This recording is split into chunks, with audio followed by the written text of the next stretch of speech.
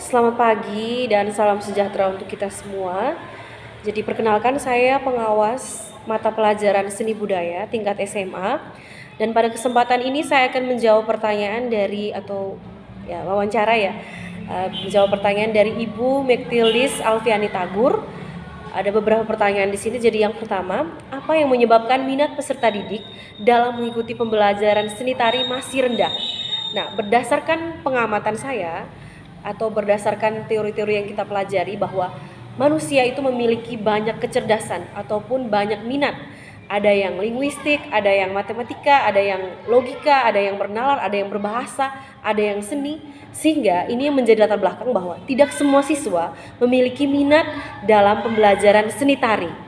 Kemudian yang kedua, kesempatan untuk siswa dalam mengeksplor bakatnya itu masih kurang, ataupun kurang panggung, siswa kurang panggung. Apalagi di sini kalau untuk sekolah-sekolah yang berada di kecamatan, untuk bentuk-bentuk hiburan itu masih minim, misalkan konser ataupun ada pergelaran-pergelaran itu tari, itu tuh masih sangat minim, sehingga siswa itu kurang berminat dalam mengikuti pembelajaran seni tari karena mereka merasa bahwa tidak ada kesempatan untuk menunjukkan bakat ataupun kemampuan mereka. Selain daripada itu, peluang kerja di masa depan untuk yang di sini, misalkan kalau kita dicontoh di sekolah-sekolah kecamatan, itu biasanya pola pikirnya atau mindsetnya itu bahwa seni tari ini tidak ada peluang kerjanya.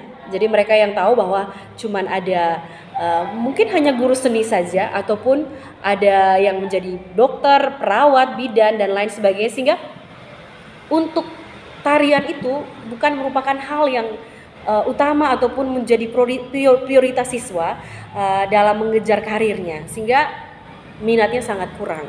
Lalu yang kedua, apa yang menyebabkan peserta didik masih mengalami kesulitan membaca dan menulis maksudnya. Jadi di sini berdasarkan pengamatan dan pengalaman bahwa siswa, dari dalam diri siswa itu memang tidak berminat untuk belajar membaca dan menulis. Karena apa? Bahwa kita tahu bahwa siswa sekarang, apalagi generasi mereka sekarang masuk di generasi Z ya. Generasi Z ada juga yang mungkin alpha, sehingga kedekatan mereka dengan perkembangan teknologi itu sangat-sangat erat, sehingga mereka lebih banyak menghabiskan waktu menggunakan gadget untuk misalnya bermain game ataupun scrolling TikTok, sehingga waktu untuk belajar membaca ataupun menulis itu sangat minim, karena ketertarikan mereka itu lebih kepada gadget, seperti itu. Jadi berbeda dengan generasi sebelumnya yang kita tahu, mungkin generasi X ataupun Y itu memang dulu kan Android kan belum ada, sehingga berbeda minatnya itu berbeda. Lalu kemudian selain daripada diri siswa itu, lingkungan mempengaruhi. Misalkan teman-teman sebaya juga menikmati dengan game itu, pasti akan mempengaruhi mereka juga, sehingga waktu belajarnya sangat kurang di rumah ataupun di sekolah. Selanjutnya, bukan hanya lingkungan, tapi guru kurang mengupdate metode pembelajaran atau model pembelajaran yang bisa disesuaikan dengan generasi, misalkan generasi Z maupun generasi alpha. Bagaimana caranya supaya siswa itu bisa tertarik untuk belajar membaca dan menulis dengan model-model pembelajaran atau metode-metode pembelajaran terbaru, misalkan think pair share, dan ada lagi yang jigsaw, atau ada lagi yang problem based learning dan segala macamnya itu. Sehingga menurut saya, kalau misalkan guru lebih update pengetahuannya dan lebih memperbaharui cara mengajarnya, yang mungkin dulunya menggunakan metode ceramah, sehingga kalau metode ceramah itu lebih banyak guru-guru di sini menggunakan metode ceramah, sehingga menurut saya itu kurang menyesuaikan dengan kebiasaan ataupun mindsetnya generasi-generasi sekarang yang notabene-nya milenial ataupun generasi X maupun Z, seperti itu. Lalu yang ketiga, apa penyebab kurangnya komunikasi antar peserta didik dan guru saat pembelajaran ataupun di luar jam pembelajaran? Kalau komunikasi, tentunya yang pertama, yang kalau saat pembelajaran itu pastinya guru menggunakan metode pembelajaran yang terpusat pada guru, sehingga guru tidak memberikan kesempatan menurut saya, sejauh pengamatan saya yang selama ini saya lakukan terhadap guru-guru saya, itu guru kurang memberi kesempatan untuk siswa untuk bertanya, menjawab, ataupun menyelesaikan suatu persoalan, di mana guru yang menjelaskan di depan, yang memberikan masalah itu guru, yang menjawab masalah pun itu guru juga. Jadi menurut saya kurang memberi kesempatan terhadap siswa untuk bisa untuk berkomunikasi, dan juga selalu ada gap ya, ada gap antara guru dan siswa, di mana saya guru, jadi saya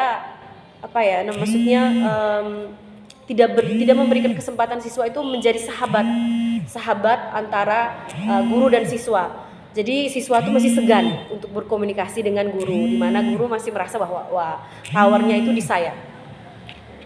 Nah, makanya kalau misalkan powernya masih di guru, kesimpulannya siswa masih sangat mungkin takut, sampai ke tahap takut untuk berkomunikasi dengan guru. Kemudian, apa yang menyebabkan kurang adanya relasi antara guru dan orang tua peserta didik? Nah, kalau di sini mungkin berbeda dengan ibu kota negara kita, mungkin di Jakarta dan lain sebagainya, di Bali ataupun di provinsi-provinsi yang sudah maju ya. Di sini berbeda karena apa? Karena orang tua itu misalkan berbeda profesi, itu terkadang mereka ada yang sibuk di kebun ataupun ada yang sibuk dengan pekerjaan lainnya, sehingga kurang berkomunikasi dengan orang tua. Dan juga kalau di sistem sekarang kan biasanya di sekolah-sekolah tuh sudah ada grup WhatsApp ataupun ada platform-platform yang bisa mengakses ataupun bisa merangkul semua orang tua melalui online ya. Nah, tapi di sini di orang tua yang ada di NTT ya pada umumnya itu mungkin mereka maksudnya berdasarkan pengamatan saya. Baik, saya akan melanjutkan. Dan selain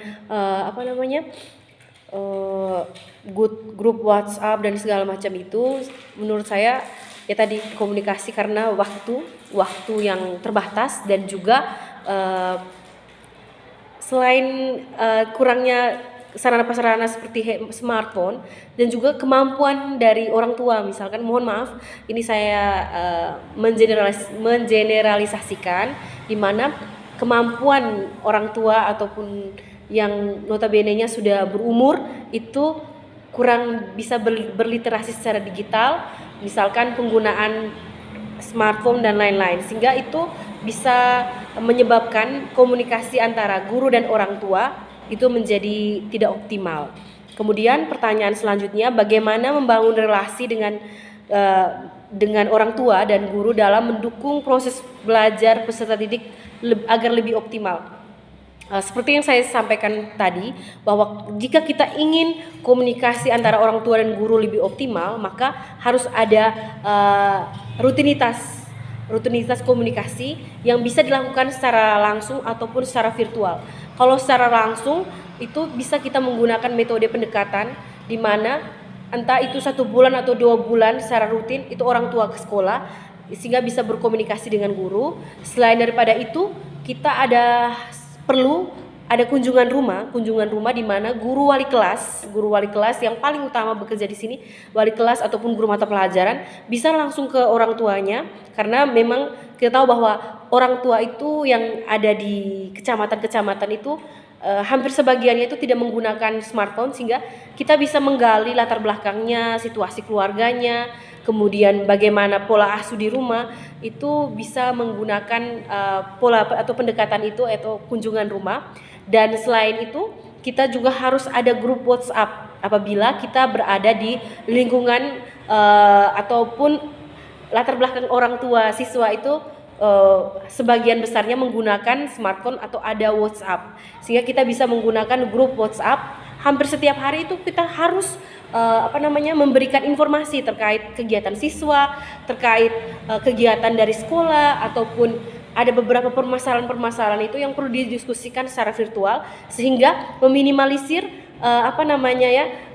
mungkin kita ada kesibukan yang penting dan tidak perlu kita sampaikan secara langsung, ataupun kita bisa menggunakan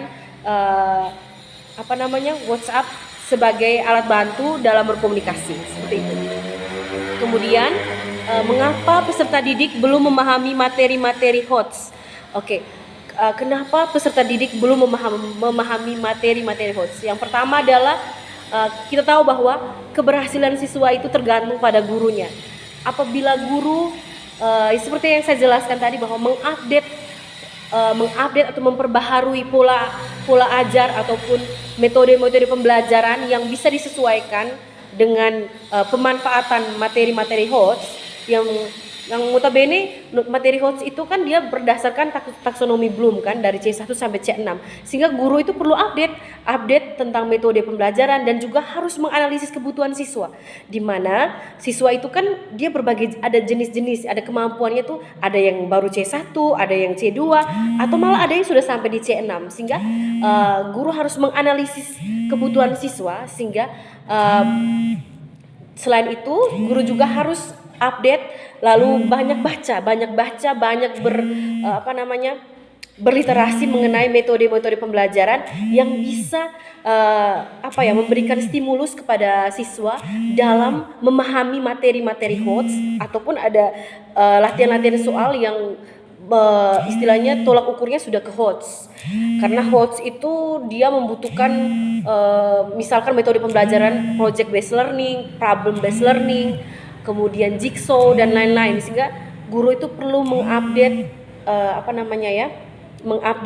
pengetahuannya, ataupun kalaupun memang kita kesulitan dalam mencari informasi tentang metode-metode pembelajaran, guru-guru bisa mengikuti webinar ataupun sosialisasi ataupun orang bilang workshop, dan juga sekarang ada platform Merdeka Mengajar atau PMM, itu banyak sekali pengetahuan yang bisa dikaji di situ atau bisa kita tonton di situ.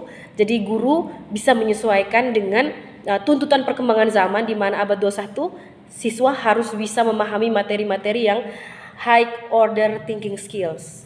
Kemudian pertanyaan berikutnya, apa yang menyebabkan peserta didik kurang memanfaatkan teknologi sebagai salah satu sumber belajar? Masih ada kaitan dengan pertanyaan sebelumnya, tentunya sarana dan prasarana. Di sini kalau di kecamatan, terkhususnya di daerah-daerah tertinggal, itu kebanyakan ada wilayah yang tidak memiliki sumber internet ataupun mereka sarana untuk misalkan tower untuk sinyal itu kurang, tidak ada di kecamatan-kecamatan yang tertinggal. Kemudian kemampuan sumber daya manusia yang minim, sehingga kemampuan untuk penggunaan smartphone itu masih sangat rendah, di mana mereka hanya menggunakan misalnya memang sudah memanfaatkan teknologi mereka sudah menggunakan teknologi, tapi mengakses hal-hal yang kurang penting, tidak mengakses misalkan pembelajaran online, kemudian materi-materi yang mungkin dikasih di ruang guru dan lain sebagainya. Dan juga kan ini kita omong soal sumber belajar, siswa lebih tertarik dengan scrolling TikTok dibanding mencari tahu hal-hal yang ilmiah atau hal-hal yang akademik, sehingga ketertarikan mereka tuh masih sangat kurang untuk mencari tahu ataupun menggunakan teknologi sebagai sumber belajar, sehingga itu yang menjadi permasalahan utamanya. Jadi mungkin itu saja dari saya. Mohon maaf apabila ada jawaban ataupun pernyataan saya yang kurang berkenan ataupun yang belum pas, saya mohon maaf, dan terima kasih untuk kita semua.